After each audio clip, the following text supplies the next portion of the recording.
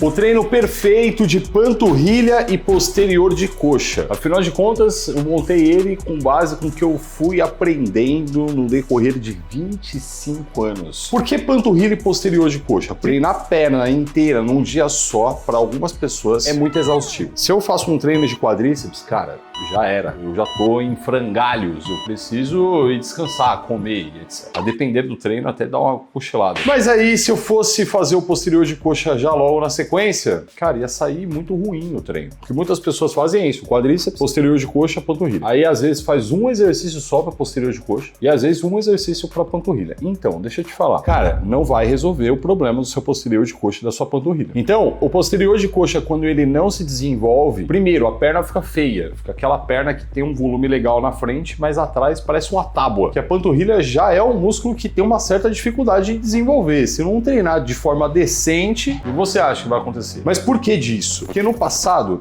a gente analisava o exercício e os músculos que ele trabalhava por um método chamado eletromiografia, que é basicamente para saber se está chegando estímulo elétrico no músculo. Estímulo elétrico é esse que sai do seu cucuruco e vai lá e ativa a fibra. Quando você faz agachamento, chega estímulo elétrico no posterior de coxa. Quando você faz leg press, também chega. E eu, durante muito tempo, montei treino fazendo a contabilidade de séries para posterior de coxa em agachamento e leg press. Passava, por exemplo, agachamento, leg press, cadeira extensora, cadeira flexora. Por quê? Agachamento leg trabalhou tudo, um isolado para quadríceps, um isolado para posterior de coxa, tá supimpa. Então, não. Surgiram novos métodos de aferição dos paranauê do corpo. E aí, a gente sabe que exercícios para trabalhar de forma efetiva o posterior de coxa são exercícios isolados para ele. Cadeira flexora, mesa flexora, flexora em pé unilateral, stiff. Muitas pessoas ainda estão nesse padrão antigo. Ah não, agachamento e leg já trabalha posterior. Não trabalha, contrai. Contrair é diferente de trabalhar. Hoje sabemos disso. Por isso que é muito legal também você ficar de olho com o que a ciência vem avançando e vem trazendo de novas evidências. Já te faço um convite desde agora. Se você não quiser ficar com a perna feia ou então ter problema no joelho, tenha uma carga de trabalho para o seu posterior de coxa que seja equalizada com a carga de quadríceps. Eu quero que você imagine um cabo de guerra. De um lado,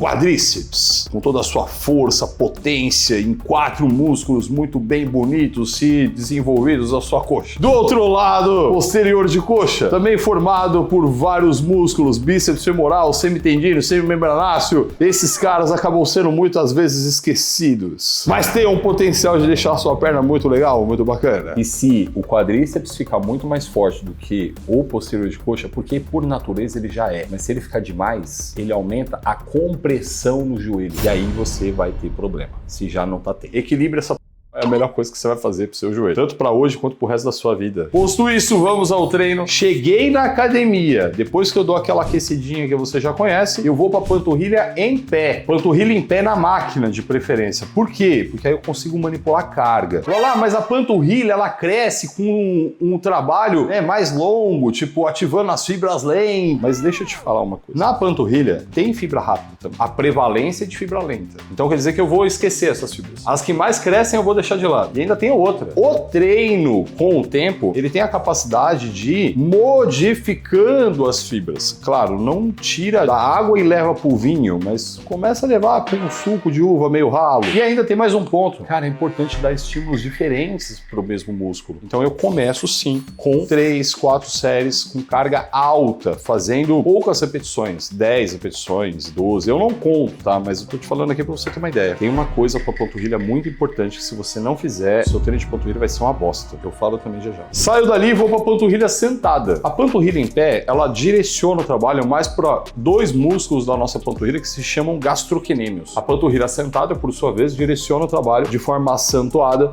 por um músculo chamado sólio. Qual é a diferença disso? O gastrocnêmio, ele vai dar aquele desenho arredondado da panturrilha. O sólio, ele tá por baixo. Se você desenvolver o sólio, você também vai aumentar o volume de panturrilha, mas você aumenta a lateralidade de panturrilha. E claro, se você fizer gastrocnêmio também fica mais larga, mas aqui você entendeu que a gente está direcionando o trabalho para o outro lado. Nesse agora, eu já trabalho com a série um pouco mais alongada. Já coloco uma carga 80%, 75% e trabalho ali numa casa dos 15 movimentos, 17, mas eu não conto, gente. Tô te falando para você ter uma referência. Por que eu não conto? Metodologia do pai, no reps. Não conte as suas repetições, não existem repetições. repetições no final das contas. Eu quero que você deixe o número de lado. O seu músculo não fez matemática na escola. E sim, foque no quanto de trabalho muscular que está chegando nele, quanto que ele está se cansando, se exaurindo. Esse é o jogo. Maravilhoso! Faço aí 3 séries também. O tempo de descanso, ele gira em torno de 1 minuto, 2 minutos. Mas eu gosto do descanso autossugerido, que é você observar seu corpo, criar essa percepção e saber se você já está pronto para uma próxima série ou não. Porque no final das contas, o descanso, ele vai depender da intensidade, do tamanho do músculo, do número de repetições, de como você está hoje, se você dormiu bem, se não, se você comeu, se brigou com a namorada. Você é completamente diferente a cada momento. Então não tem como padronizar isso. Na minha cabeça, a padronização de um tempo de descanso, ela beira a ignorância psicológica. Então, observa seu corpo aí, desenvolva isso. Aí eu vou pra panturrilha em pé de novo, mas agora eu faço ela unilateral. Legal se dar esse estímulo unilateral. E ainda na panturrilha em pé, eu gosto de fazer o seguinte, eu coloco o pé direito e eu seguro com a mão esquerda só, para gerar exatamente uma instabilidade. Qual é a minha ideia? É trazer um estímulo diferente. E como eu não sou uma das pessoas mais leves do mundo, é pesado pra minha panturrilha, principalmente porque eu já fiz os outros dois. Então acaba sendo um estímulo mais intenso. Legal? E aqui eu vou te falar qual é esse grande segredo do treino de panturrilha que vai fazer com que a sua cresça, independente se a sua genética é boa ou ruim. Eu já falei sobre isso, sobre questão de genética, etc, num vídeo específico de panturrilha aqui. Se você quiser se aprofundar na questão, assista esse vídeo, porque ali eu vou abordar as questões específicas de panturrilha e vou abordar essa questão de genética. Quando você for fazer panturrilha, quando você coloca o pé ali, o que você pensa? Você pensa em subir. O exercício se baseia em subir. O descer é uma necessidade, porque você quer subir. Não é assim? O que eu vou te trazer aqui agora é o seguinte, é o contrário. A fase mais importante do exercício é a descida. E ainda tem mais. Para a panturrilha, que tem um tendão ali, o pessoal chama de tendão de Aquiles. Esse tendão, ele tem um efeito elástico muito forte. Se você descer e subir, cara, você perde boa parte dessa fase que é de alongamento dessa fibra. Você está desperdiçando o melhor momento do exercício. Então, o que eu quero que você faça daqui para frente? Você vai subir normal, do jeito que você faz. Mas aí você vai empurrar o calcanhar para baixo, conscientemente, não é descer porque eu quero subir, não. Aí eu sinto a panturrilha alongar pra caramba. Cara, é esse o segredo. Eu faço isso em todas as séries do meu treino de panturrilha. Os nossos alunos do Muscle, eles sabem muito bem dessas coisas, porque eu peso isso na orelha deles, porque isso gera resultado. Se você quer desenvolver sua panturrilha, eu quero que você faça isso no seu próximo treino. Você já vai ver que o jogo muda. Cara, terminei isso aí, já era treino de panturrilha, tá supimpa zerado. Aí eu vou pra posterior de coxa. Começo o meu treino de posterior de coxa na flexora deitada, porque esse aparelho, ele me proporciona a fibra do meu posterior de coxa num comprimento médio assim. E esse comprimento, ele é ótimo para começar o treino. Você percebe que eu tô escolhendo o exercício de acordo com o comprimento da fibra? Cara, isso é ciência, viado. Não é só fazer o exercício porque esse também trabalha posterior de coxa. É isso que eu quero que você desenvolva aí também. Começa a pensar que o treino, ele tem que ser montado de forma inteligente. Isso gera muito mais resultado no menor período de tempo e ainda machuca menos. Dou uma aquecida ali no posterior de coxa, faço uma sériezinha para aquecer, 2 às vezes. E aí, esse cara, eu quero trabalhar com mais carga nele, porque é o primeiro exercício do treino de posterior de coxa, comprimento médio. O comprimento médio me proporciona mais força. Tome cuidado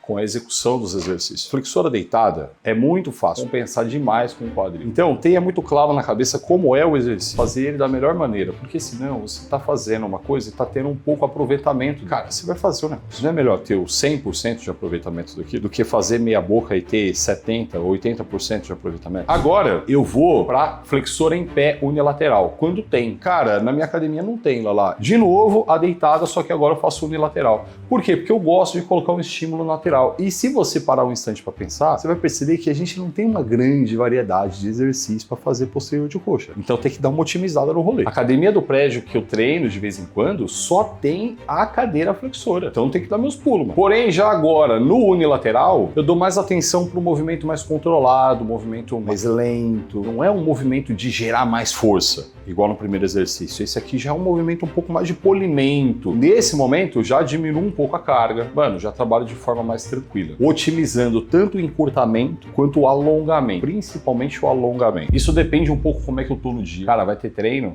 você vai chegar, você vai estar animal, velho. Você vai fazer um treino foda. E vai ter dia que você vai estar mais borocochô. Aproveita esse momento que você tá mais borocochô para fazer um treino um pouco mais de boa e deixar seu corpo dar uma descansada. Aproveita esse momento para fazer a recuperação recuperação, né? A regenerativa, porque aí funciona. Mas não use isso que eu tô falando para fazer, de cada 10 treinos, 8 você faz borocochô. Tem que ser o contrário. A cada 4, 5 treinos você faz um mais de boa. O melhor dos cenários é você ter isso periodizado. Os nossos alunos do Muscle têm isso periodizado. Tem todo um lance matemático por trás do treino. Não são simplesmente só os exercícios, as séries, etc. Por que eu tô falando isso? Quando eu tô na pegada, a última série nesse exercício, eu faço uma autoajuda. Quando a perna direita começa a chegar na falha, aí quando eu não consigo subir tudo, eu ajudo com a perna esquerda a levar até o ponto de maior flexão. Aí eu tiro a perna esquerda e a perna direita eu seguro a excêntrica. Porque com isso, eu consigo extrair mais algumas repetições excêntricas. E é 10. Agora, eu preciso colocar um exercício que tenha um comprimento mais alongado. Aqui eu tenho 2 caminhos, mas eu gosto de dar uma alternada entre eles. E eu observei isso nesses longos anos de aulas de personal, que os alunos gostam de treinos que tenham variâncias, que mudam e tal. Todos os programas que eu montei para os nossos alunos, todos, sem exceção, eles não repetem um só treino. Todos os treinos são diferentes. E se você quiser conhecer o Muscle, se tornar meu aluno também, e assim como os nossos alunos, mano, ter a evolução aí de 1 ano ou até mais nos primeiros 60 dias, é só você clicar no link que tem aqui embaixo para conhecer. Você vai cair na nossa página, vai ver mais informações, o acompanhamento que a gente oferece. E no final da página tem também um botão para você conversar com o meu time, caso você tenha alguma dúvida. Qual é um caminho? Cadeira flexora. A cadeira flexora, por si só, já trabalha o posterior de coxa mais alongado porque o quadril está flexional. Eu ainda dou uma apertada no final da série. Eu faço normal. Quando eu tô chegando do meio pro final da série, eu inclino o meu corpo, porque quando eu inclino o corpo, eu alongo ainda mais o posterior de coxa. E aí eu aproveito para otimizar a fase que eu tô subindo a perna. Mano, parece que o posterior de coxa vai rasgar. A proposta é criar alongamento maior nessa musculatura. Faço isso em todas as séries, porque é o último exercício, mas eu aperto mesmo com vontade na última série. Mas eu sempre uso na última série as repetições parciais. Qual é o outro caminho? Stiff. E aí o stiff por si só já é um exercício que alonga muito, mas o stiff, ele exige muito da lombar. A minha lombar, ela não é das melhores, porque eu fiz muita merda no passado. Exagerei, não sabia, né? Era meio cabaço. E aí, quando você é cabaço, você faz cagada, né? Tem dia que minha lombar, ela olha pro stiff e fala, hoje não, hein? Eu respeito. E tem dia que ela fala, eu encaro. Faz o seguinte, cuida da sua lombar, e aí você pode usar o stiff, que é uma baita ferramenta legal para posterior de coxa.